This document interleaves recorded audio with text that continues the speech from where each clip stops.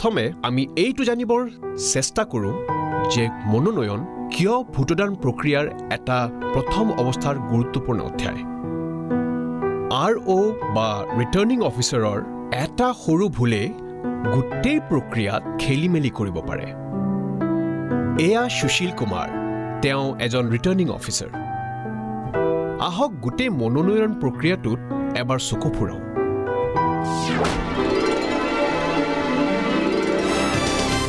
সাধাৰণ নিৰ্বাচনৰ ক্ষেত্ৰত গেজেট অফ ইণ্ডিয়াত মাননীয় ৰাষ্ট্ৰপতিয়ে এখন অধিসূচনা জাৰি কৰে।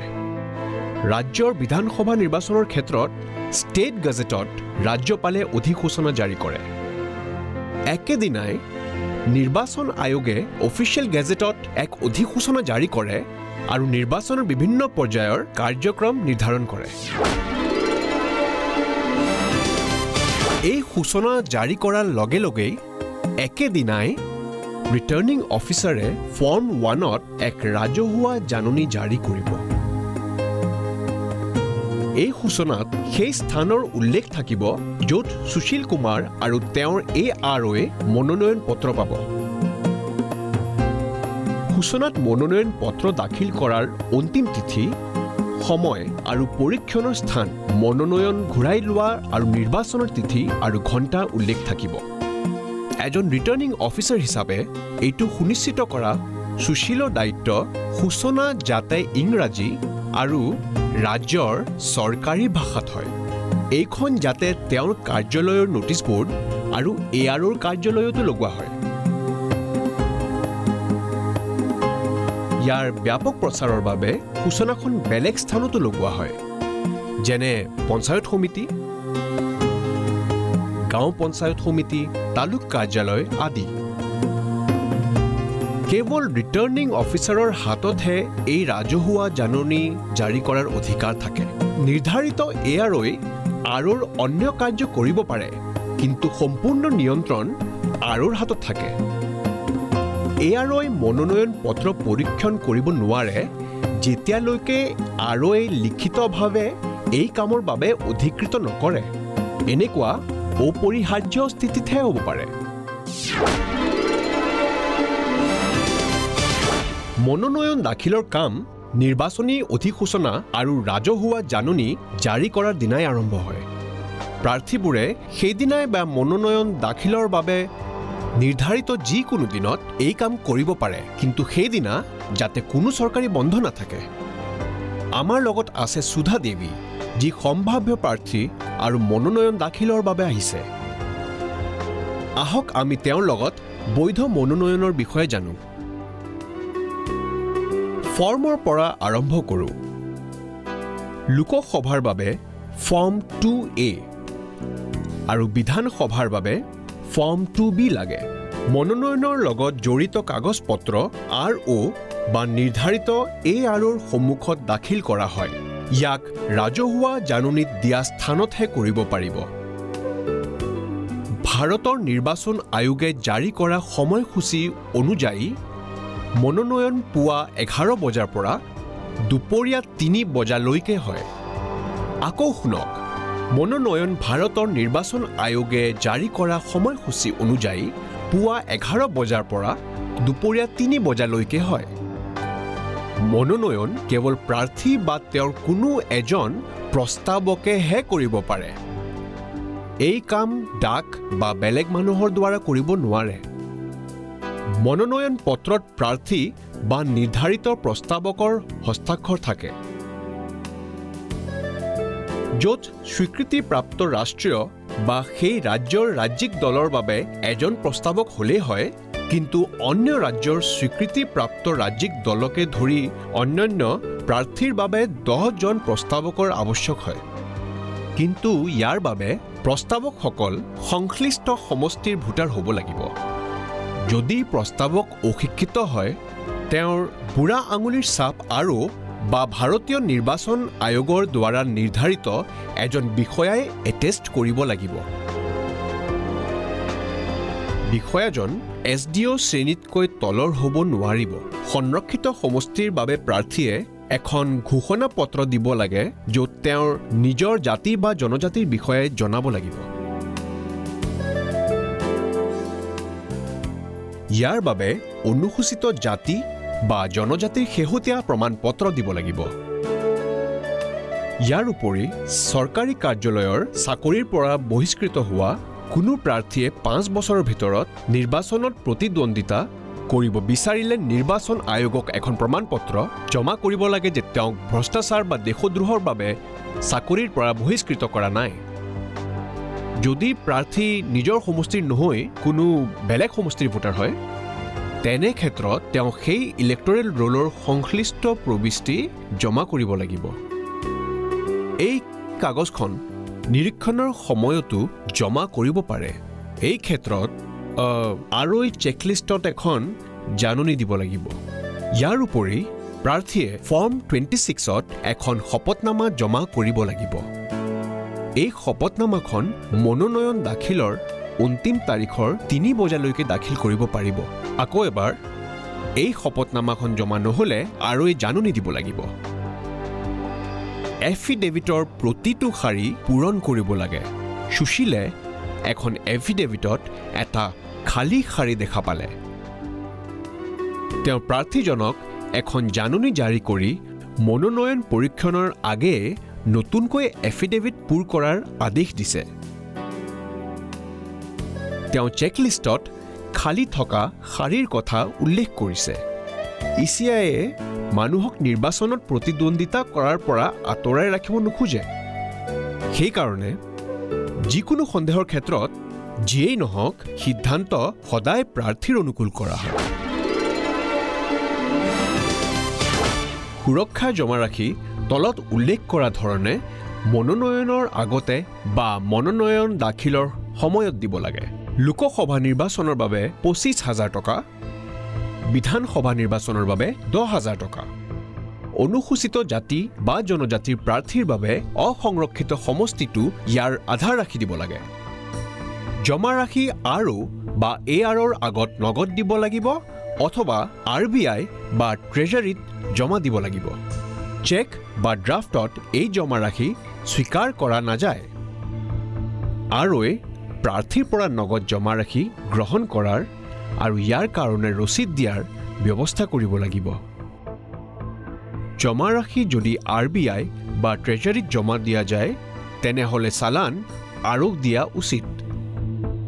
এজন প্ৰাৰ্থীয়ে এটা সমষ্টিত মনোনয়ন পত্ৰৰ অধিকতম 4টা ছেট দাখিল কৰিব পাৰে। কোনো নিৰ্বাচনত এজন প্ৰাৰ্থীয়ে 2টাতকৈ বেছি সমষ্টিত প্ৰতিদ্বন্দ্বিতা কৰিব নোৱাৰে। কিন্তু এটা নিৰ্বাচনত সকলো মনোনয়ন পত্ৰৰ বাবে এটা জমা ৰাখিয়ে যথেষ্ট। লগত দিয়া অন্য দস্তাবেজৰ কাৰণে কেৱল এটা অৰিজিনেল হ'লেই হয়। আহক এতিয়া সুশীলৰ মনোনয়ন দাখিলৰ লগত জড়িত আৰু এই সম্পৰ্কীয় বিৱৰণ আৰু দস্তাবেজৰ চেকলিষ্টখন চাওঁ। ভোটদান সমষ্টিৰ নাম, প্ৰাৰ্থীৰ নাম, মনোনয়ন পত্ৰৰ দাখিলৰ তাৰিখ আৰু সময়, মনোনয়ন পত্ৰৰ ক্ৰমাংক, দস্তাবেজৰ কাৰণে এফিডেভিট ফৰ্ম 26ত চাওক যাতে কোনো শাৰী খালী নাথাকে। অন্য নিৰ্বাচনীৰ ক্ষেত্ৰৰ পৰা আহিব লগা প্ৰাৰ্থীৰ ইলেক্টৰেল ৰোলৰ চাৰ্টিফাইড এক্সট্ৰেক্ট পৰীক্ষা কৰক। স্বীকৃতিপ্ৰাপ্ত ৰাজনৈতিক দলৰ প্ৰাৰ্থীৰ বাবে ফৰ্ম A আৰু B পৰীক্ষা কৰক। জাতিৰ প্ৰমাণ পত্ৰৰ কপি য'ত জৰুৰী পৰীক্ষা কৰক। জমানত ৰাখি জমা হৈছে নে নাই চাওক। শপত বা অভিপুষ্টিৰ কাম হ'ল নে নাই চাওক। যদিহে দস্তাবেজ সম্পূৰ্ণৰূপে নাই, সুশীলে এখন জাননী জাৰি কৰিব লাগিব দস্তাবেজ সম্পূৰ্ণ কৰাৰ নিৰ্দিষ্ট সময় উল্লেখ কৰি। এই জাননীখনত আৰু প্ৰাৰ্থীয়ে কাউণ্টাৰ স্বাক্ষৰ কৰিব। আৰু এই শপতনামা সন্দৰ্ভত পৰৱৰ্তী ব্যৱস্থা হোৱাটো সুনিশ্চিত কৰিব লাগিব। প্ৰথম, এই শপতনামাৰ কপি আৰু AR কাৰ্যালয়ত আঁৰি দিয়ক। দ্বিতীয়, যদি এই দুয়োটা সমষ্টিৰ বাহিৰত হয় তেনেহ'লে এই কপিৰ এটা ছেট সমষ্টিটোৰ সীমাৰ ভিতৰত থকা BDO কাৰ্যালয় বা তেনে গুৰুত্বপূৰ্ণ ৰাজহুৱা স্থানত আঁৰি দিয়াটো জৰুৰী। তৃতীয়, ফাইলিঙৰ 24 ঘণ্টাৰ ভিতৰত চিফ ইলেক্টৰেল অফিচাৰৰ ৱেবছাইটত আপলোড কৰিব লাগিব। চতুৰ্থ, কোনো প্ৰাৰ্থীয়ে প্ৰাৰ্থিত্ব উঠাই ল'লেও ৱেবছাইটৰ পৰা শপতনামা আঁতৰাই দিব নালাগে। পঞ্চম, যিয়ে অনুৰোধ কৰে তেওঁক নিঃশুল্ক এই কপি দিয়া হয়। যদি কোনোবাই আনৰ শপতনামাত ভুল তথ্য দিয়া বুলি শপতনামা দাখিল কৰে, সেয়াও নিশ্চয়কৈ প্ৰদৰ্শন কৰিব লাগে। অৱশ্যে শপতনামাত দিয়া তথ্যৰ সত্যতাৰ বাবে আৰু দায়বদ্ধ নহয় আৰু এই ক্ষেত্ৰত কোনো ধৰণৰ তদন্তৰো প্ৰয়োজন নাই। শপতনামাৰ এটা গুৰুত্বপূৰ্ণ কথা, অন্য সুবিধাবোৰ যেনে বাসগৃহ, পানী যোগান, বিজুলী যোগান, ফোনৰ সংযোগ আৰু বিমান আৰু হেলিকপ্টাৰকে ধৰি চৰকাৰী পৰিবহণৰ ব্যয় এইবোৰৰ উল্লেখ জৰুৰী। দিল্লী উচ্চ ন্যায়ালয়ৰ আদেশ অনুসৰি এই তথ্য নিৰ্বাচন আয়োগৰ দ্বাৰা জাৰি কৰা এটা আৰ্হিত 2খন স্থানীয় বাতৰি কাকতত ছপাব লাগে, তাৰে এখন স্থানীয় ভাষাৰ। এই কাম প্ৰাৰ্থী তালিকা চূড়ান্ত হোৱাৰ 2 দিনৰ ভিতৰত হ'ব লাগে। প্ৰাৰ্থীৰ বাবে এইটো জৰুৰী যে নিৰ্বাচন আয়োগৰ দ্বাৰা নিৰ্ধাৰিত অধিকাৰীৰ আগত নিজে আহি নিৰ্ধাৰিত ৰূপত শপত বা অভিপুষ্টি দাঙি ধৰা। এই অধিকাৰী হ'ল আৰু বা আৰু কাৰাগাৰত থকা প্ৰাৰ্থীৰ বাবে কাৰাগাৰ অধীক্ষক, নজৰবন্দী কৰি ৰখা প্ৰাৰ্থীৰ বাবে ডিটেনশ্যন কেম্পৰ কমাণ্ডেণ্ট, হস্পিটেলত থকা প্ৰাৰ্থীৰ বাবে হস্পিটেল অধীক্ষক, ভাৰতৰ বাহিৰৰ প্ৰাৰ্থীৰ বাবে ডিপ্ল'মেটিক বা কনচুলাৰ প্ৰতিনিধি। শপত বা অভিপুষ্টি মনোনয়ন পত্ৰ ROৰ সন্মুখত জমা কৰাৰ পাছত, কিন্তু মনোনয়ন পৰীক্ষাৰ পূৰ্বে কৰা উচিত। এই কাম পৰীক্ষাৰ তিথিৰ আগৰ তিথিৰ মাজৰাতি হৈ যোৱা উচিত।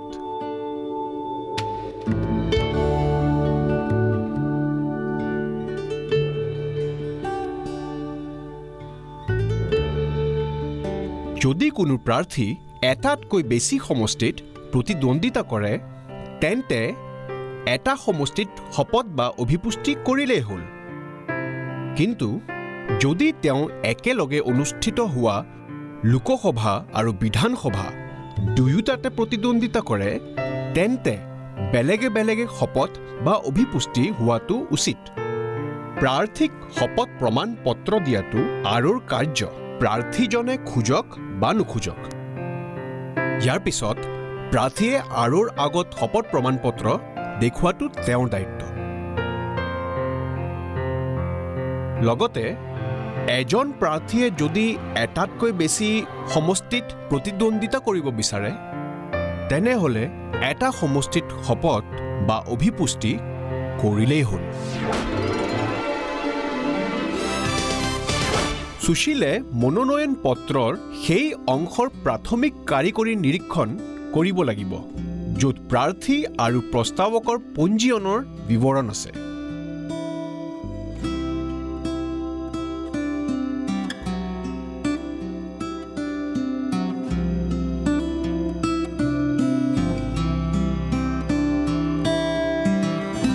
ফৰ্মছ A আৰু B যি ৰাজনৈতিক দলৰ বাবে থাকে, সেয়া মনোনয়ন দাখিলৰ শেষ দিনা 3 বজাৰ ভিতৰত আৰুৰ ওচৰত জমা কৰা উচিত। এই মূল প্ৰতিলিপিত চিয়াহীৰে হস্তাক্ষৰ থকা উচিত।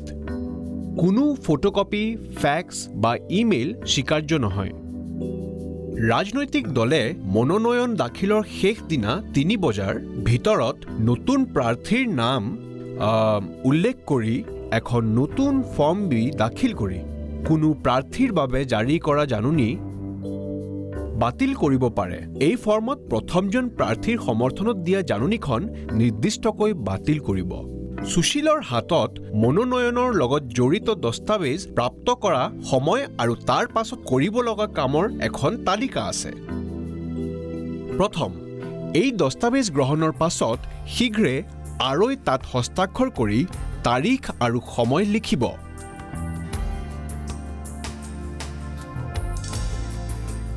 দ্বিতীয়, মনোনয়নৰ লগত জড়িত প্ৰত্যেক দস্তাবেজক সময়ানুসাৰী ক্ৰমাংক দিয়ক আনকি একেজন প্ৰাৰ্থীৰ একাধিক মনোনয়ন থাকিলেও তৃতীয় প্ৰাৰ্থীৰ নমুনা হস্তাক্ষৰ লওক প্ৰাৰ্থীক সাফাকৈ নিজৰ নাম সেই ভাষা বা ভাষা কেইটাত লিখিবলৈ দিয়ক যি ভাষাত ব্যালট পেপাৰ ছপা হ'ব চতুৰ্থ এখন জাননী জাৰি কৰক য'ত মনোনয়নৰ লগত জড়িত দস্তাবেজ আৰু নিৰ্বাচনী প্ৰতীক আবণ্টনৰ তাৰিখ সময় আৰু ঠাইৰ উল্লেখ থাকিব প্ৰাৰ্থী বা তেওঁৰ প্ৰস্তাৱকক বহুতো দস্তাবেজ দিয়া হয় মনোনয়ন পত্ৰৰ ভাগ 6 পুৰাই প্ৰাৰ্থী আৰু প্ৰস্তাৱকক প্ৰাপ্তি স্বীকাৰ ৰূপে দিয়ক চেকলিষ্টৰ এটা পুৰাই থোৱা কপিও দিয়ক চেকলিষ্টত দাখিল নকৰা বা আখোৱা থকা দস্তাবেজৰ উল্লেখ কৰক প্ৰাৰ্থীক নিৰ্দিষ্ট সময়ত আকৌ পুৰাবলৈ জাননী ৰূপত ভোটদানৰ সময়ত হোৱা খৰচৰ হিচাপ ৰাখিবলৈ নিৰ্দিষ্ট বহীখন দিয়ক ইয়াৰ প্ৰাপ্তি স্বীকাৰ লওক পেম্পলেট আৰু পোষ্টাৰ আদিৰ ছপা আৰু প্ৰকাশৰ কথা উল্লেখ থকা সেকশন 127 এৰ প্ৰচাৰ সুশীল কুমাৰে নিৰীক্ষণ কৰিব লগা মনোনয়ন দাখিলৰ লগত জড়িত আন কেতবোৰ দিশ প্ৰথম মনোনয়ন দাখিলৰ সম্পূৰ্ণ প্ৰক্ৰিয়া যাতে ভিডিঅগ্ৰাফ কৰা হয় দ্বিতীয় অন্তিম সময়ৰ অসম্পাদিত ভিডিঅ' যাতে সাৱধানে ৰখা হয় তৃতীয় সকলো দস্তাবেজ সাৱধানে থওক চাব যাতে ইফাল সিফাল নহয় আৰু বা নিৰ্ধাৰিত আৰু যাতে মনোনয়ন দাখিল প্ৰক্ৰিয়াৰ সম্পূৰ্ণ সময়খিনিত উপস্থিত থাকে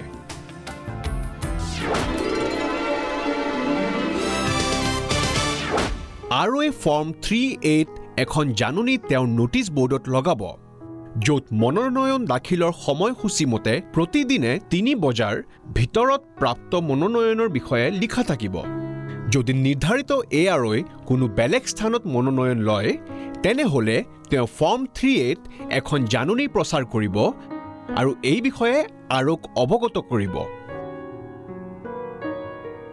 ভাৰতীয় নিৰ্বাচন আয়োগৰ হেণ্ডবুকৰ নিয়ম অনুসাৰে দিয়া প্ৰতিৰূপত মনোনীত প্ৰাৰ্থীৰ তালিকা অন্তিম দিনত 3 বজাৰ পাছত প্ৰস্তুত কৰা হয় সুশীলে প্ৰাৰ্থীসকলক 3টা শ্ৰেণীত ভাগ কৰাত ব্যস্ত এইটো এজন আৰৰ কাম এই শ্ৰেণী কেইটা হৈছে প্ৰথম স্বীকৃতিপ্ৰাপ্ত ৰাজনৈতিক দল যেনে ৰাষ্ট্ৰীয় ৰাজনৈতিক দল আৰু ৰাজ্যিক স্বীকৃতিপ্ৰাপ্ত ৰাজনৈতিক দল দ্বিতীয় পঞ্জীয়নভুক্ত অস্বীকৃতিপ্ৰাপ্ত ৰাজনৈতিক দল তৃতীয় নিৰ্দলীয় অন্য ৰাজ্যৰ স্বীকৃতিপ্ৰাপ্ত দলক দ্বিতীয়টো শ্ৰেণীত অন্তৰ্ভুক্ত কৰা হয় প্ৰতিটো শ্ৰেণীত প্ৰাৰ্থীৰ নাম ৰাজ্যিক ভাষাৰ বৰ্ণমালা অনুসৰি সজোৱা হয়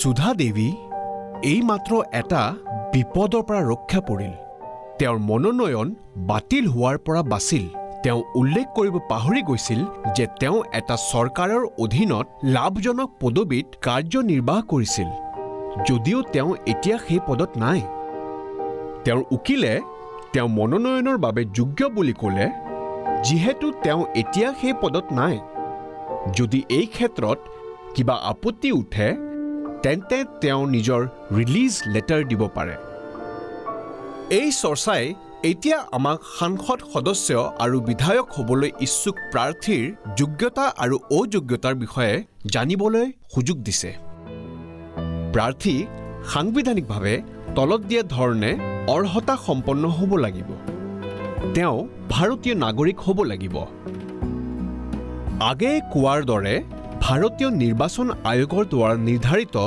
ব্যক্তিৰ আগত তেওঁ শপত গ্ৰহণ বা অভিপুষ্টি কৰিব লাগিব মনোনয়ন পৰীক্ষাৰ দিনলৈকে তেওঁৰ নিম্নতম বয়স 25 বছৰ হ'ব লাগিব তেওঁ সংসদৰ দ্বাৰা নিৰ্ধাৰিত অন্য যিকোনো অৰ্হতাৰ অধিকাৰী হ'ব লাগিব লোকসভা বা ৰাজ্য বিধানসভা নিৰ্বাচনৰ বাবে কিছু বৈধিক যোগ্যতাৰ প্ৰয়োজন। অনুসূচিত জাতি বা জনজাতিৰ বাবে সংৰক্ষিত বিধানসভা সমষ্টিত প্ৰাৰ্থীজন অনুসূচিত জাতি বা জনজাতিৰ হ'ব লাগিব। আৰু লোকসভাৰ বাবে দেশৰ যিকোনো ৰাজ্যৰ অনুসূচিত জাতি বা জনজাতিৰ হ'ব লাগিব। বিধানসভাৰ নিৰ্বাচনত প্ৰতিদ্বন্দ্বিতা কৰা প্ৰাৰ্থী সেই ৰাজ্যৰ যিকোনো বিধানসভা সমষ্টিৰ ভোটাৰ হ'ব লাগিব আৰু লোকসভাৰ বাবে দেশৰ যিকোনো ৰাজ্যৰ ভোটাৰ হ'ব লাগিব। অৱশ্যে লক্ষদ্বীপ সাংসদীয় সমষ্টিৰ বাবে প্ৰতিদ্বন্দ্বিতা কৰা অনুসূচিত জনজাতি প্ৰাৰ্থীৰ ক্ষেত্ৰত প্ৰাৰ্থী লক্ষদ্বীপৰ কোনো অনুসূচিত জাতিৰ হ'ব লাগিব আৰু লক্ষদ্বীপ সাংসদীয় সমষ্টিৰ ভোটাৰ হ'ব লাগিব। অসমৰ স্বায়ত্তশাসিত জিলাৰ অনুসূচিত জনজাতি প্ৰাৰ্থীৰ ক্ষেত্ৰত প্ৰাৰ্থী এনে যিকোনো স্বায়ত্তশাসিত জিলাৰ অনুসূচিত জনজাতিৰ হ'ব লাগিব আৰু এনে যিকোনো স্বায়ত্তশাসিত জিলাৰ যিকোনো সমষ্টিৰ ভোটাৰ হ'ব লাগিব। ছিকিমৰ ক্ষেত্ৰত প্ৰাৰ্থী ছিকিম সংসদীয় সমষ্টিৰ ভোটাৰ হ'ব লাগিব। কোনো প্ৰাৰ্থী তলত দিয়া শ্ৰেণীত পৰিলে তেওঁক সাংবিধানিকভাৱে অযোগ্য বুলি ঘোষণা কৰা হ'ব যদি তেওঁ ভাৰত চৰকাৰৰ বা যিকোনো ৰাজ্য চৰকাৰৰ অধীনত লাভজনক পদবীত অধিষ্ঠিত, যদি তেওঁৰ মানসিক অৱস্থা স্থিৰ নহয়, যদি তেওঁ দেৱলীয়া বুলি প্ৰমাণ হয়, যদি তেওঁ ভাৰতীয় নাগৰিক নহয়, যদি তেওঁৰ কোনো বেলেগ দেশৰ প্ৰতি অনুগত্য প্ৰকাশ কৰিছে, সংসদৰ দ্বাৰা নিৰ্ধাৰিত কোনো অন্য যোগ্যতা।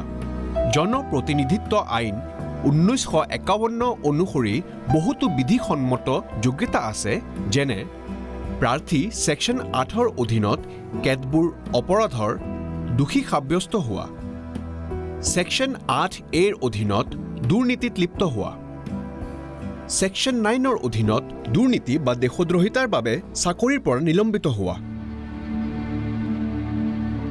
9A অধীনত চৰকাৰৰ লগত সামগ্ৰী যোগান ধৰাৰ অনুবন্ধ বা চৰকাৰৰ দ্বাৰা কোনো কামৰ কাৰণে অনুবন্ধ থকা,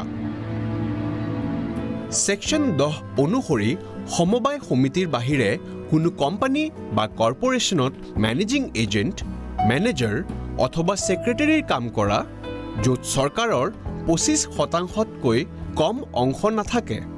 ছেকশ্যন 10A অনুসৰি নিৰ্বাচনৰ লগত জড়িত খৰচৰ বিৱৰণ দিয়াত অসফল হোৱা, মনোনয়ন পৰীক্ষাৰ কাৰণে দিয়া তাৰিখেই কোনো প্ৰাৰ্থী যোগ্য যে হয় আৰু অযোগ্য নহয় সেইটো নিৰ্ণয় কৰাৰো তাৰিখ। আৰু আগবঢ়াৰ আগতে মনোনয়ন দাখিলৰ লগত জড়িত কিছু গুৰুত্বপূৰ্ণ তথ্যৰ সময়সীমাৰ বিষয়ে চকু ফুৰাওঁ আহক।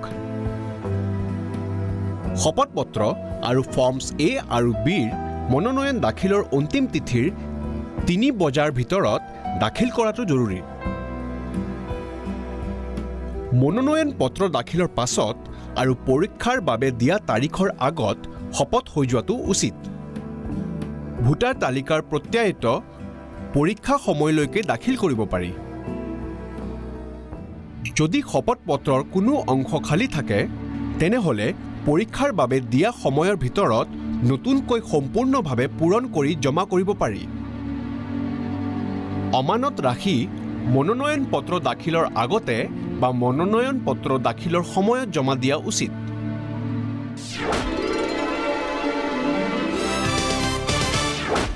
আয়োগৰ দ্বাৰা মনোনয়ন পৰীক্ষাৰ কাৰণে জাৰি কৰা তাৰিখ সলনি কৰাৰ অধিকাৰ আৰু নাথাকে, কিন্তু আইন অনুসৰি পৰীক্ষাৰ সময় আৰু ঠাই সলনি কৰাৰ অধিকাৰ থাকে। মনোনয়ন পৰীক্ষা আৰই নিজে কৰিব লাগে। এই আৰক কেৱল তেতিয়াহে কৰ্তৃত্ব প্ৰদান কৰা হয় যেতিয়া আৰু অপৰিহাৰ্যভাৱে সেই কাম সম্পাদনৰ পৰা বিৰত থাকিব লগা হয়। আৰই ৰাজহুৱা জাননীত আৰু তেওঁ প্ৰত্যেক প্ৰাৰ্থীক তেওঁলোকৰ মনোনয়ন দাখিলৰ পাছত প্ৰদান কৰা ৰচিদত সময় আৰু স্থান দুয়োটা বিষয়ে জনাব লাগে। মনোনয়ন পৰীক্ষাৰ সময়ত এইসকল লোক উপস্থিত থাকিব পাৰে। প্ৰথম, প্ৰাৰ্থী; দ্বিতীয়, তেওঁৰ নিৰ্বাচনী এজেণ্ট; তৃতীয়, তেওঁৰ এজন প্ৰস্তাৱক; চতুৰ্থ, প্ৰাৰ্থীৰ দ্বাৰা অধিকৃত এজন অন্য ব্যক্তি; মনোনয়ন পৰীক্ষাৰ সময়ত প্ৰাৰ্থী বা তেওঁৰ কোনো প্ৰতিনিধিক দস্তাবেজত হাত লগোৱাৰ অনুমতি দিয়া নহয়, কিন্তু তেওঁলোকক যুক্তিসন্মত নিৰীক্ষণৰ সুযোগ দিয়া উচিত।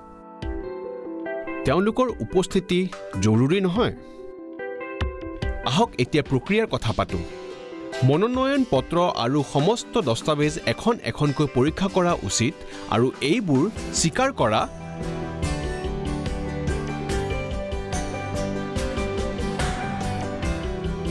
বা অস্বীকাৰ কৰা উচিত।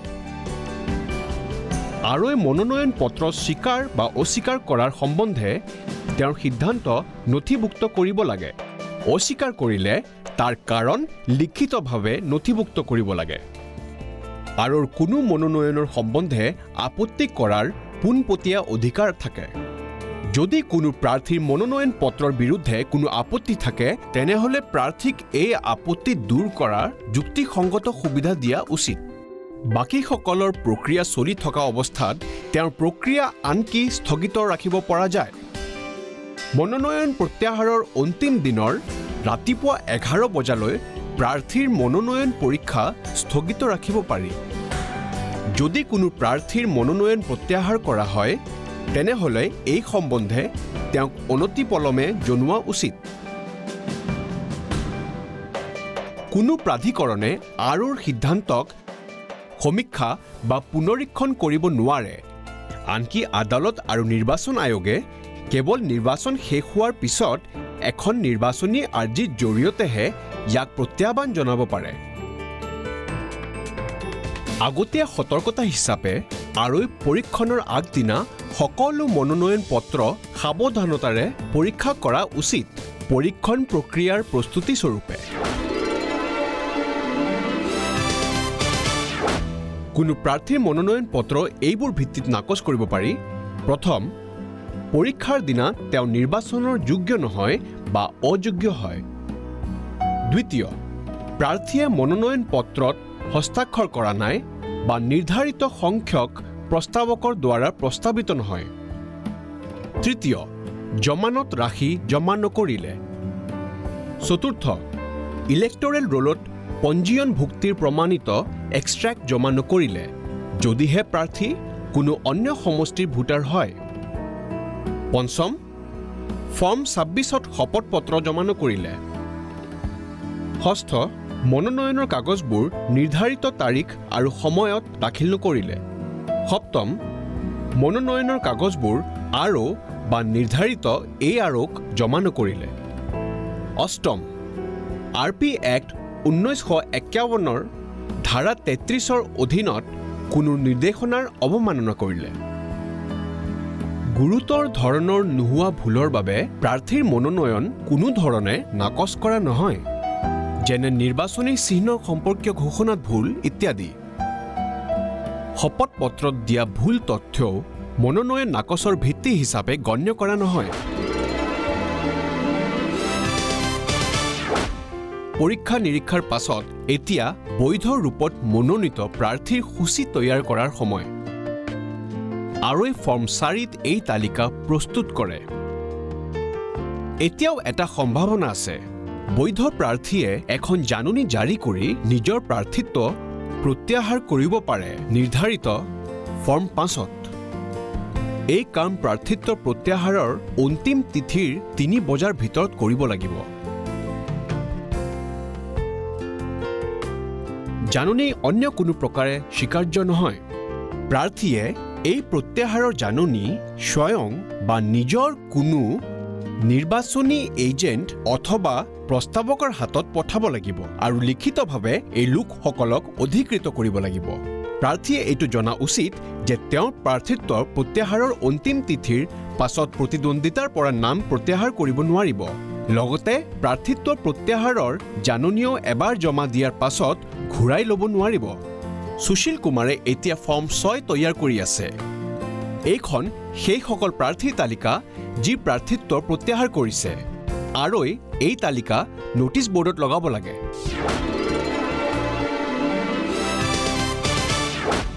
প্ৰতিদ্বন্দ্বিতা কৰা প্ৰাৰ্থীৰ তালিকা তৈয়াৰ কৰা হয় ফৰ্ম 7A-ত। সাংসদীয় নিৰ্বাচনৰ বাবে এই তালিকা ইংৰাজী আৰু হিন্দীত গেজেট অফ ইণ্ডিয়াত প্ৰকাশ কৰা হয়।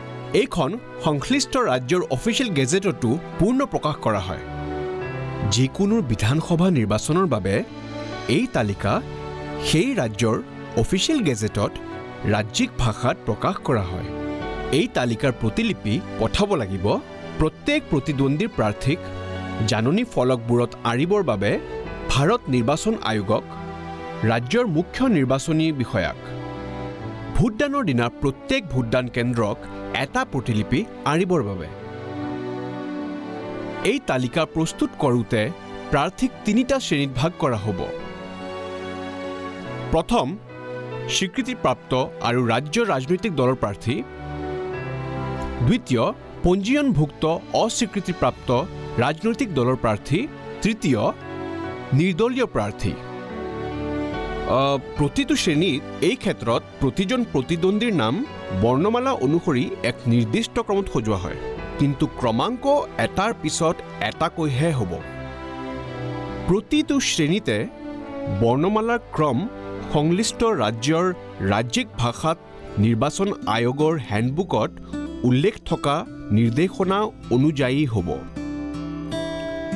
প্ৰাৰ্থীসকলে মনোনয়ন পত্ৰত যি নাম দিয়ে তাৰ প্ৰথম আখৰ হিচাপে নামবোৰ ক্ৰমানুসাৰে সজোৱা হয়। সেইটো তেওঁৰ নামেই হওক বা উপনামেই হওক, প্ৰাৰম্ভিক উপাধি আদি উপেক্ষা কৰা হয়। আমি জনা উচিত যে নিৰ্বাচন আয়োগে প্ৰাৰ্থীক এই অনুমতি দি থৈছে যে তেওঁৰ নামৰ আগত কোনো সন্মানজনক, পেছাদাৰী বা অন্য কিবা শিৰোনামা লিখিব পাৰে। কিন্তু বৰ্ণমালা অনুসৰি নাম লিখোঁতে প্ৰাৰ্থীৰ দ্বাৰা দিয়া এই শিৰোনামাবোৰ উপেক্ষা কৰা হয়। এই তালিকাত প্ৰাৰ্থীয়ে উল্লেখ কৰা নাম আৰু মনোনয়ন পত্ৰত তেওঁ উল্লেখ কৰা নাম দুয়োটা একে হ'ব লাগিব। যদি প্ৰাৰ্থীয়ে বিবেচনা কৰে যে মনোনয়ন পত্ৰত তেওঁৰ নামৰ বানান ভুলকৈ আছে বা ভুলকৈ লিখা হৈছে, বা তেওঁৰ জনপ্ৰিয় নামতকৈ তাত থকা নাম বেলেগ হয়, তেতিয়া তেওঁৰ নামৰ বানান শুদ্ধকৈ লিখি প্ৰতিদ্বন্দ্বিতা কৰা প্ৰাৰ্থীৰ নাম থকা ফৰ্ম 7A তৈয়াৰ হোৱাৰ আগতে আৰোপ দিব পাৰে। এই অনুৰোধৰ বাস্তৱিকতাত সন্তুষ্ট হৈ আৰৈ প্ৰাৰ্থীৰ নাম সলনি কৰাৰ অনুমতি দিব পাৰে। ইয়াৰ বাবে প্ৰাৰ্থীৰ পৰা আৰৈ প্ৰমাণ বিচাৰিব পাৰে।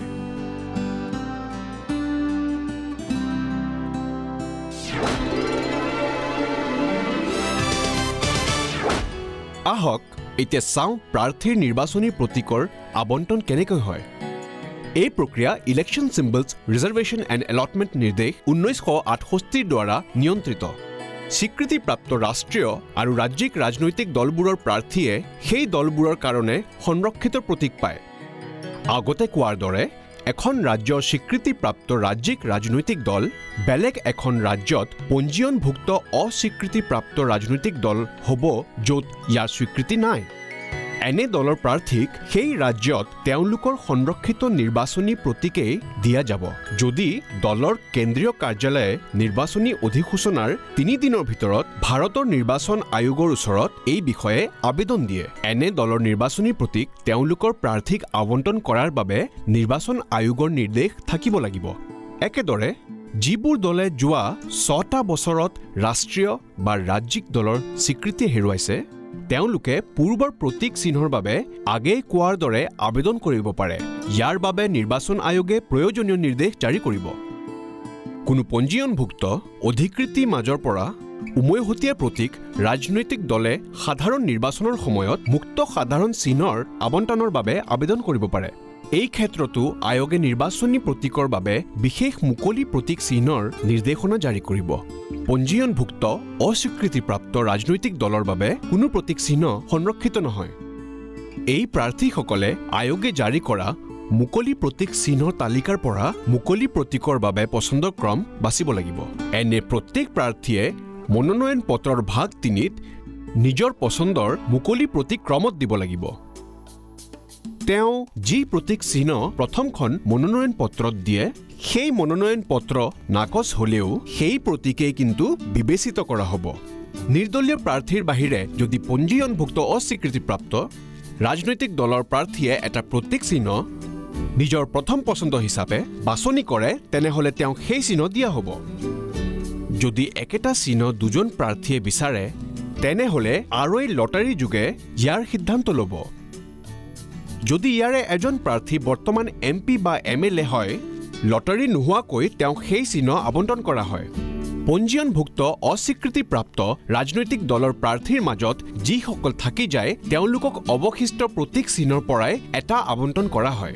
নিৰ্দলীয় প্ৰাৰ্থী যেনে সুধা দেৱীৰ বাবে নিৰ্বাচনী প্ৰতীক আবণ্টনৰ প্ৰক্ৰিয়া একেই থাকিব। তেওঁ মুকলি প্ৰতীক চিহ্নৰ মাজৰ পৰা 3টা বিকল্প দিব পাৰে আৰু প্ৰথমখন মনোনয়ন পত্ৰত উল্লেখ কৰা অগ্ৰাধিকাৰহে বিবেচিত হ'ব।